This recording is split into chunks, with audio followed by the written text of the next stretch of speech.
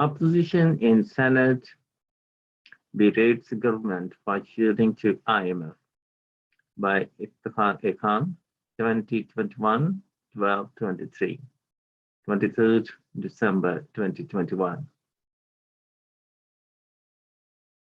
Islamabad, alleging that the government had signed a document of financial surrender with the International Monetary Fund. The opposition in the Senate on Wednesday warned the farmer against making the State Bank of Pakistan (SBP) answerable only to the IMF.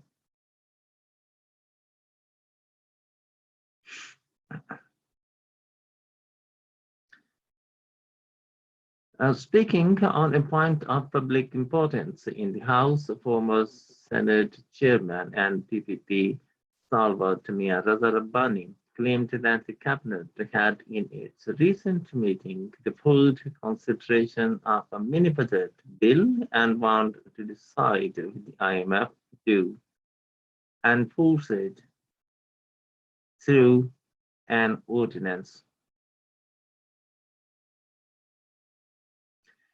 He said the details of the agreement signed with the IMF had not been shared with either the public or parliament, but its fallout was visible in the form of a surge in power and gas tariff, besides increase in the prices of petrol and various other commodities.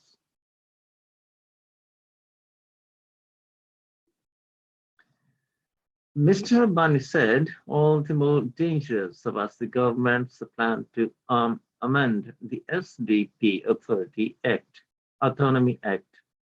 He said that under the proposed amendment, the SDP would go out of the government's jurisdiction and would not be answerable to it or Parliament. Each SDP will only be answerable to the IMF. He rejected the attempts to make Parliament irrelevant and said that, be it a matter of national strategic importance or national economic decision, Parliament was kept in the complete dark. The PPP senator declared that the opposition would resist the moves to introduce a mini budget and blindly follow the IMF dictates. He also referred to Article 77 of the Constitution, which reads, no tax shall be levied for the purposes of the Federation except by or under the authority of the Majlis-e-Shura Parliament. Mr. Rabbani said no meaningful discussion took place in Parliament. He said when an agreement was reached with the Tehreek-e-Labbaik Pakistan, its details were promised to be shared within 10 days, but it had not been done so far. Likewise, he added details of the agreement with the Tehreek-e-Taliban Pakistan were also yet to be shared. Leader of the House in the Senate, Dr. Shahzad Wasim, in his response, refuted the reservations expressed by Senator Rabbani and wondered how the government could bring a mini budget through promulgation of ordinance when Parliament was in session. He said the Senate would remain in session for a long period of time and we should talk in the House on solid grounds. He said the cabinet did not discuss the mini budget and when it would be introduced, its details would be made public and discussed in Parliament as well.